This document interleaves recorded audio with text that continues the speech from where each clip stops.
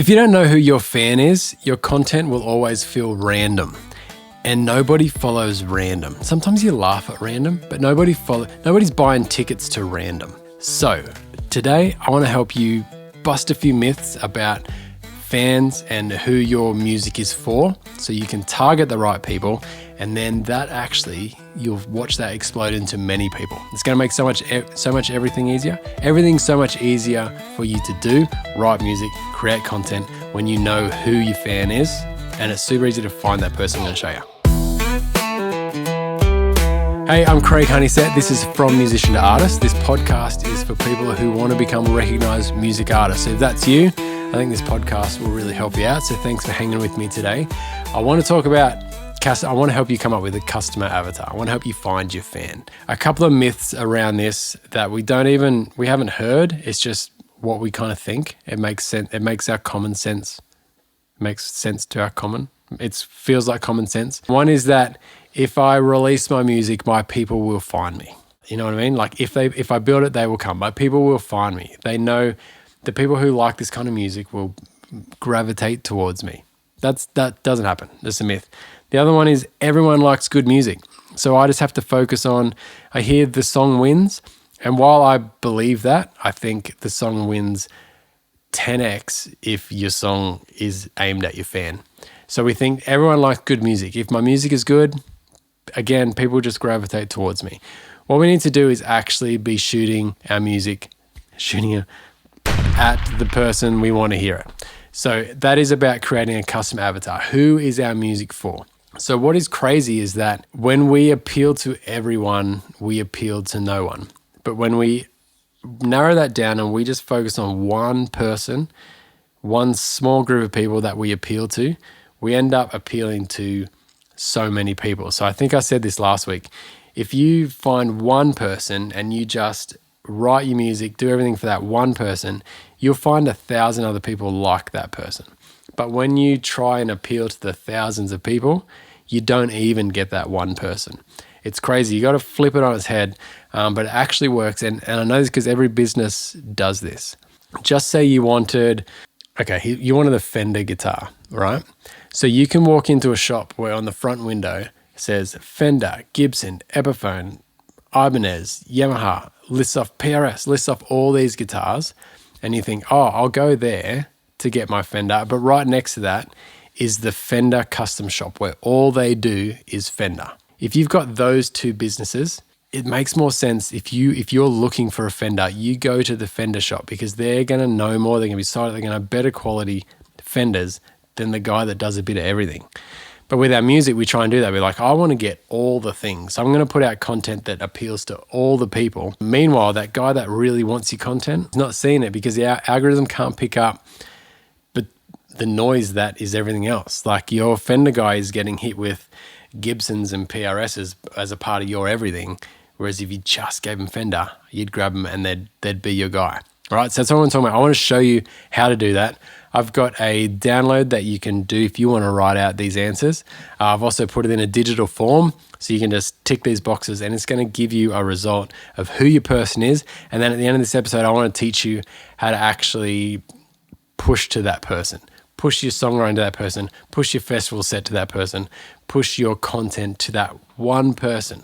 So stick with me. We're going to create that person and I'm going to show you how to find him every time. We're going to go through 3 questions from my little thing today. On the actual PDF, on the online form, super easy to fill out. There's actually 9 questions that go super deep on this. I'm going to give you 3, I think the 3 best ones, just to show you how powerful this is if we can start to answer these questions. So the first one is about the identity and the belonging of this person, right? So let me read this. I want to get the wording right. What kind of person is this music for? Are they a dreamer? Are they a fighter? Are they heartbroken? Are they a party starter? Are they nostalgic? Are they the outsider? So the identity of your fan, what are they? And that comes back to your vision, your branding. What sort of music do you do? Who is this going to appeal to? Is this appealing to the fighter, to the heartbroken, to the dreamer? Who is your music for? But if you flip that around, who is going to respond to your music? What do they feel like? Because it can't be the party starter and the heartbroken because they're different people. It can't be the dreamer and the realist. So you can't appeal to them, but it's got to be one or the other. And, there's going to be crossover and whatever, and they will find it, but you got to target it. Here's a good one. This is the next question, still part of identity. What do they want people to think about them when they share your song, right? So the ultimate thing that's going to push your music is other people sharing your song. So when they share it, why are they sharing it? What are they going to say when they share it? So they share this and they put a little comment on it, or I share music with my brother. That you like this song, that's blah, blah, blah. What is the thing I'm saying about the song? So this becomes identity of the song, but it's appealing to identity of a person. Interesting question, right? Next one is, what part of your song do they feel understands them? Does that make sense? You want your song to resonate with a person. What is the thing that resonates with your fans that you bring? And this cannot be the same for everyone. This has to be for a specific person. Does that make sense? But I promise you that it then multiplies. So that's the first one, identity and beliefs. So real quickly, we talked about what kind of person are they? Are they a dreamer or a fighter? What do people think about when they share the song? And what is it that they feel like the song understands about them, or your music understands about them? All right, so that's the first thing. You can answer all these when you download the thing. Next one is the values and the worldview. So what does your fan believe about life, love, work, home life? What do they value? What is important to them as people? Are they small town folk? Are they city people? Are they traditional? Are they rebellious? Are they edgy? What kind of makes up them? So what do they believe? What's important to them? But where are they actually from? Where do they sit? So now we can start to think about who this person is and what they might value. And that matters to our music, because the content that they're going to be engaging with is going to align with stuff that they believe in and value, right? This is a good one. What do they respect? What sort of things do they respect? Is it honesty? Is it vulnerability? Is it swagger? Is it romance? Is it, what's the humor? I was thinking, how do you say comedy? What do they respect? What will spike their ears up? Like, I love that. I have all the time in the world for that. That moves me. I respect that. It's crazy to narrow it down, because a lot of our songs might hit different things, and that's okay. But I think they'll all come back to this one fan. This is going to be your super fan. This is the guy that's going to buy every ticket to every show.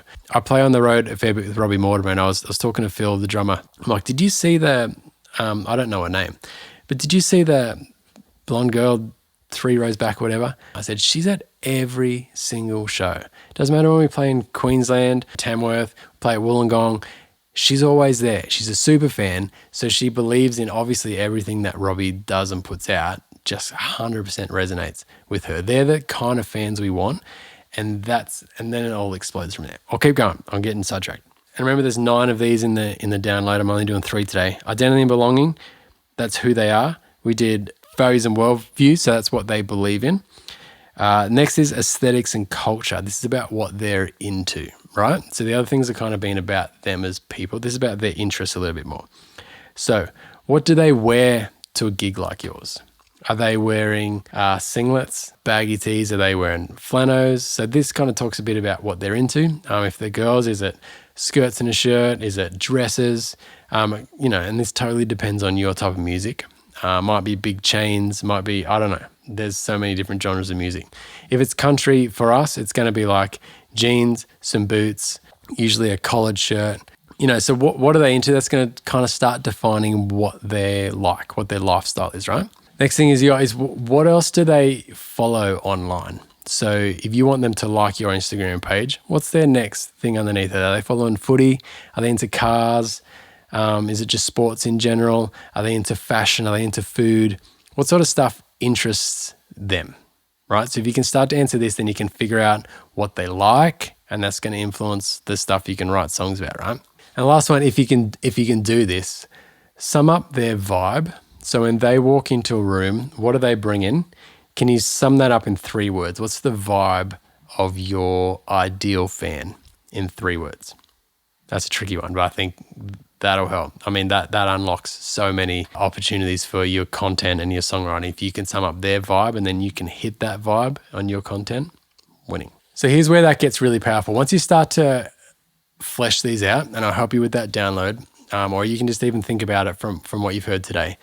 Once you flesh that out, what's so powerful is when you can create that as an actual person. So there's two options here. Maybe you can visualize that person. Maybe it is that chick in the third row. You're just like, well, if that's a super fan, then what is that? Who is she? What is that? Who is she? What is she about? All these things. The second option is you can make up your person that's ideal like that. But what you need to do is give that person a name, give that person a face. Maybe, I don't think you should, but maybe you can come up with 2 or 3 of those if one seems too specific. Maybe it's a group of people, like maybe you can come up with 3 mates that all go to your shows together or something. Give them a name, give them an age, and kind of like this thing will help you out, write who they are. And then what happens is everything that you do is just for them. So this is the part where you got to trust me. It's just for them. Don't think they'll like it, but I also want to get the footy jocks. So then you start diluting it. They're good, but they're full country. I want to start hitting the rock people. You're going to start diluting it. Unless at that point you probably should make your avatar a rock person if that's where you want to go. But don't be afraid of segregating it and making it small, because that's where the power is. Because what happens is if you just push to that person every time, then you've got one clear message. You got one clear direction that you're going in, and that is brand.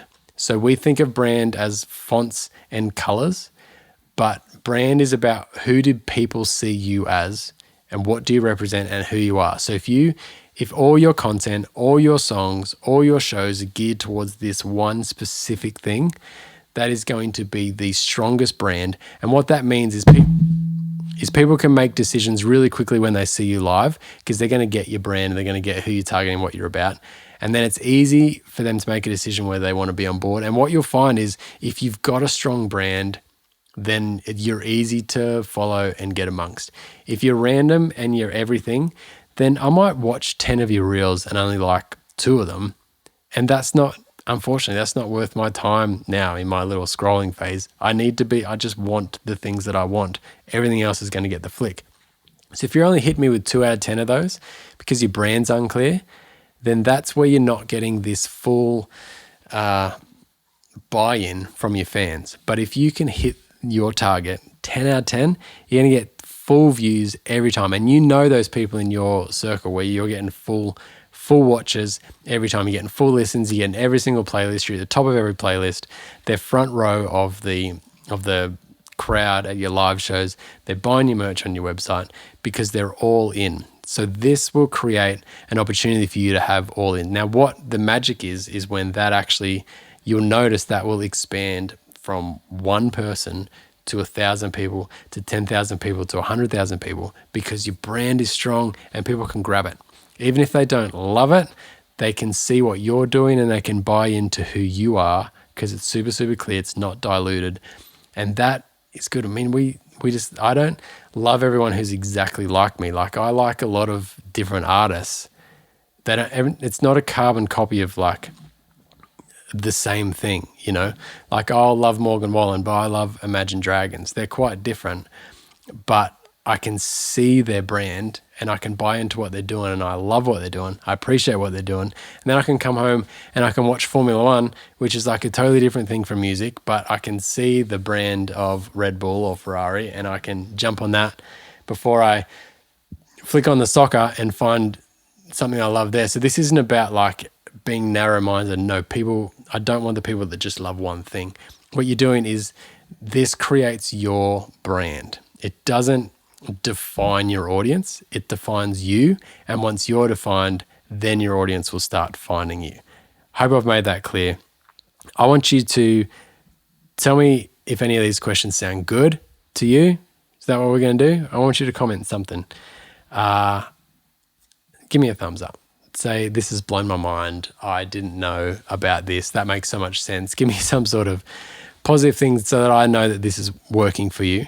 But I want you to download that thing. It's just it'll take you to my website. The online form's easy because you can there's some drop-down boxes, and then it will spit out a little thing at the end where you can just have a snapshot of your avatar. Again, you can screenshot that, print it out. If you like pen and paper, I'll do one where you can just print it out and fill it out and then put it up on your wall. So when you're thinking, what should I do today? You can go, what will Daphne like? What will Chris like? And you can just post something that will mean something to that person. And you watch your videos just get heaps more traction. Watch your music get heaps more traction. Watch your tickets sell more because you have a defined brand and you're appealing to an actual person who can reciprocate that appeal. Hey, thanks for hanging out with me. This podcast is for musos wanting to make music a full-time career, or I don't like saying it like that because what's full-time these days? Recognize. I want you to be a recognized music artist. That's what this podcast is all about. So continue to hang with me if I can help you do that.